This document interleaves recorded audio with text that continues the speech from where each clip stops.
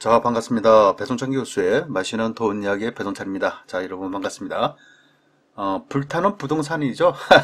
그래요. 부동산이 그동안 불이 막 타올랐는데요.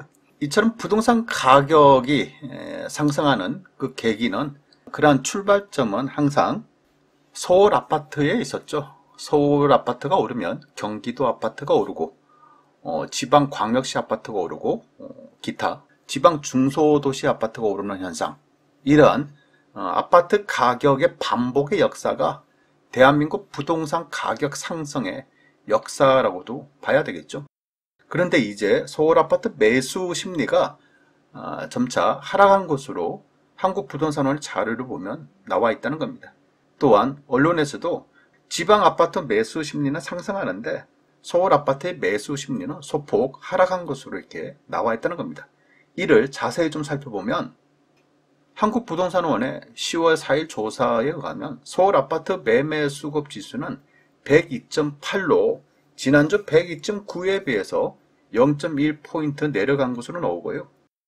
이에 반하여 경기도 아파트 매매 수급 지수는 106.3, 인천 아파트 매매 수급 지수는 107.6으로서 각각 0.5와 0.3포인트가 상승하였다는 겁니다.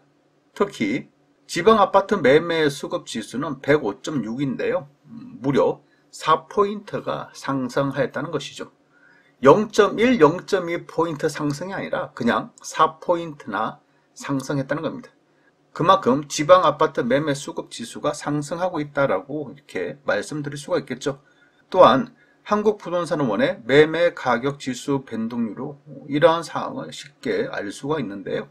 지금 화면에 보이시죠? 지방은 매매 가격 지수 변동률이 지난주 0.16에서 0.22로 급상승했다는 겁니다.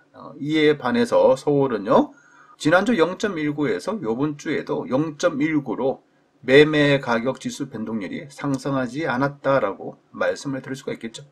그리고 8월달 이후로 해서 주간 아파트 매매 가격 지수 변동률표를 좀 확인을 해보면 빨간색이 수도권 아파트 매매 가격 지수 변동률인데요. 어때요, 여러분?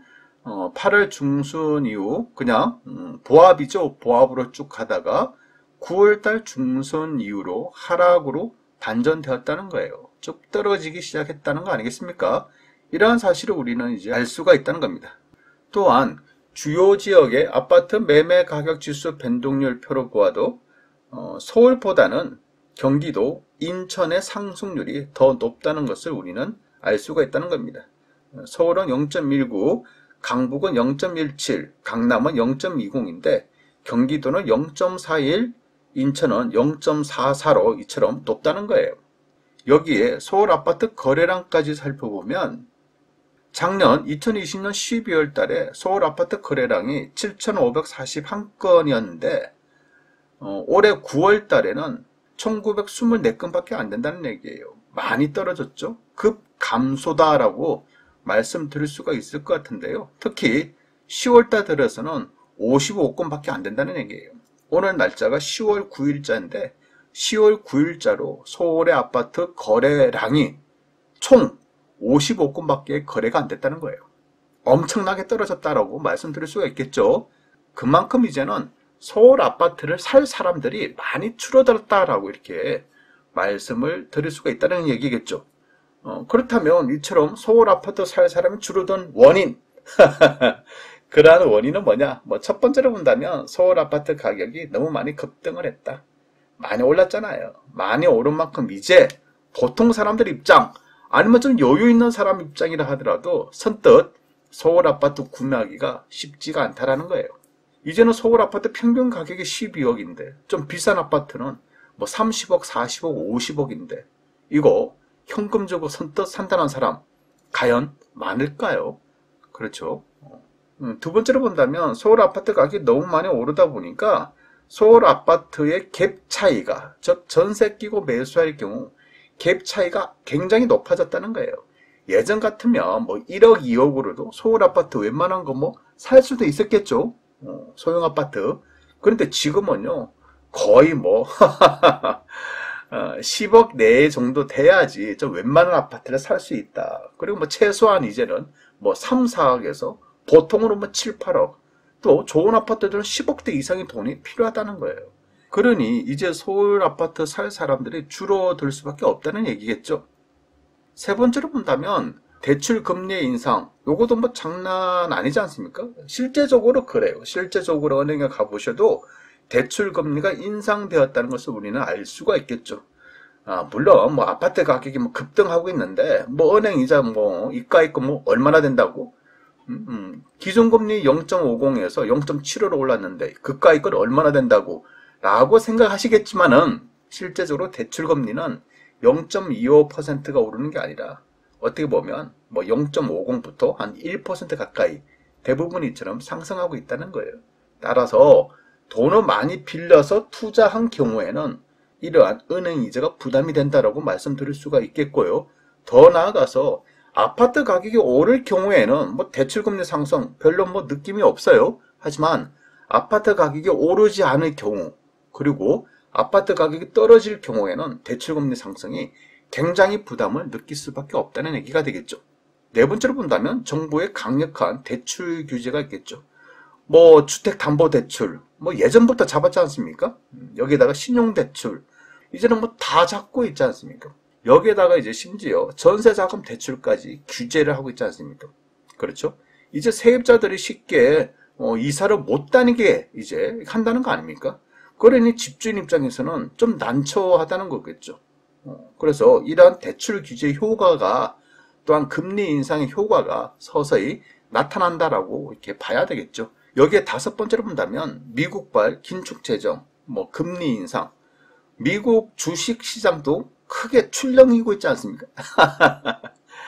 그래요. 그동안은 미국의 주식 시장 뭐 쭉쭉쭉쭉 우상향됐죠. 그런데 요즘 들어서는 미국의 주식 시장 또한 예사롭지 않다는 겁니다. 미국 또한 마찬가지죠. 부동산 가격이 급등하고 있고 물가가 급등하고 있고 시중에 돈이 너무 많다라는 거예요. 따라서 미국은 이제 테이퍼링, 이제 긴축 재정을 하겠죠. 또한 인플레이션 현상을 막기 위해서 금리 인상을 할 수밖에 없다는 얘기죠. 따라서 이러한 부분들이 이제 서서히 진행한다는 거 아닙니까? 이제부터 시작이라는 거죠. 그럼 본격적으로 내년도 미국이 금리 인상이 된다면, 그렇죠. 요 여파를 눈여겨봐야 되겠죠. 이런 여러 가지 요소들이 이제 밀집되다 보니까 이제는 서울 대신 지방으로 돈들이 흘러간다는 거예요. 이러한 현상은 이제 서울 투자 심리의 하락, 또한 서울 아파트 가격의 하락, 그 대신 지방으로 돈들이 흘러가니까 공시 가격이 1억 미만짜리들의 그런 소형 아파트, 그리고 투자 금액이 적게 들어가는 갭 투자라고 할 수 있는 그런 작은 아파트, 요런 위주로 돈들이 흘러가고 있다는 거예요. 만약 요 상태에서 공시 가격 1억 미만 아파트도 규제를 해버리면, 그죠? 양도세 규제, 취득세까지 다 동일하게 적용해버리면 지방도 큰일 난다는 얘기예요. 이러한 여러 가지 현상을 놓고 보니까 이제 부동산 시장도 서서히 막장으로 다가가고 있는 듯한 느낌이 든다는 거죠. 그리고 다음 달 이제 11월 달 아닙니까? 다음 달에 추가 금리 인상까지 단행이 된다면 이러한 현상은 더 심화되지 않을까요? 그렇죠? 그러니 지금은 그동안 많이 올랐으니까 앞으로도 계속 오른다, 이렇게 함부로 얘기할 입장은 아닌 것 같고요.